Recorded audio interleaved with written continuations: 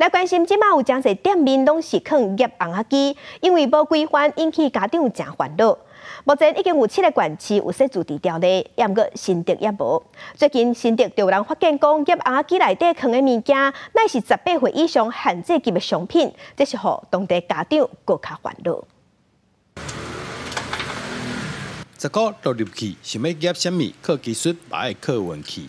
大街小巷真侪所在拢夹布红仔机台的店面。最近新竹市是传出学校附近的夹红仔机台内底放的物件是无适合囡仔限制级的商品，互不少家长真烦恼。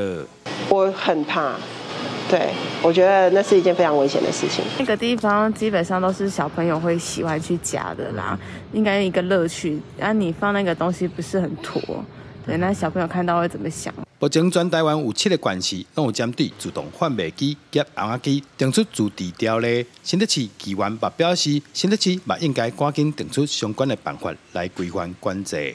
过去市府只有用劝导的方式来面对这些打游击的不孝的业者，那我觉得这边真的是要严厉的谴责市府，然后必须尽速的制定自治条例。目前的确没有相关的法令去限制它，比如说跟学校或是医院这样的距离。那其他部分县市都透过自治条例的方式呢，来订定这样的规范。那后续新竹市大概也会朝这个方向订定相关的自治条例来做归纳跟管理哦。新竹市府表示，在自治条例也未定出来进前，会先透过联合稽查的方式，针对这个机台加强巡查。若是查到内底放一寡无适合囡仔的物件，就用离校法来做相关处罚。